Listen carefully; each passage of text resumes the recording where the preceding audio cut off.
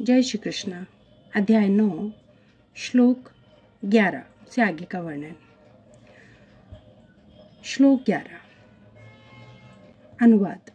जब मैं मनुष्य रूप में अवतरित होता हूँ तो मूर्ख मेरा उपहास करते हैं।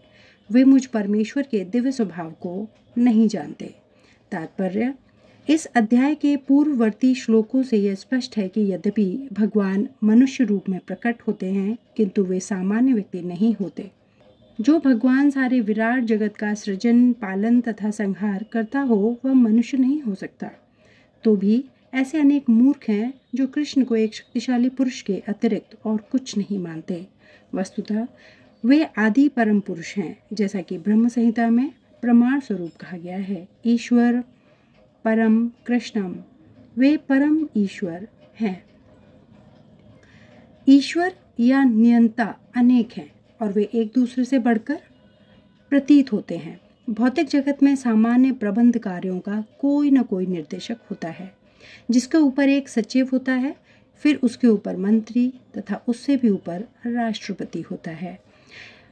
इनमें से हर एक नियंत्रक होता है किंतु एक दूसरे के द्वारा नियंत्रित होता है। ब्रह्म संहिता में कहा गया है कि कृष्ण परम नियंता हैं।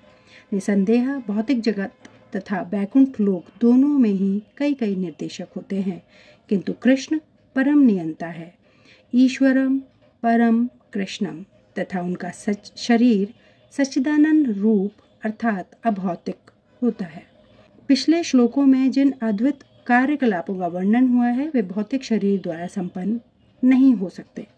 कृष्ण का शरीर सच्चिदानंद रूप है। यद्यपि वे सामान्य व्यक्ति नहीं हैं किंतु मूर्ख लोग उनका उपहास करते हैं और उन्हें मनुष्य मानते हैं। उनका शरीर यहाँ मानुषीमा कहा गया है क्योंकि वे कुरुक्षेत्र युद्ध में एक राजनीतिक और अर्जुन के मित्र की भांति सामान्य व्यक्ति बनकर कर्म करते हैं।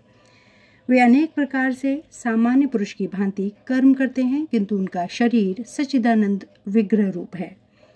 इसकी पुष्टि वैदिक साहित्य में भी हुई है। सच्चिदानंद रूपाय कृष्णाय, मैं भगवान कृष्ण को नमस्कार करता हूँ जो सच्चिदानंद रूप है। वेदों में ऐसे अन्य वर्णन भी हैं। तमेंक गोविंदम, आप इंद्रियों तथा गायों के आनंद स्वरूप गोविंद हैं। सच्चिदानंद विग्रहम, तथा आपका रूप सच्चिदानंद स्वरूप है। गोपाल तापनी उपनिषद।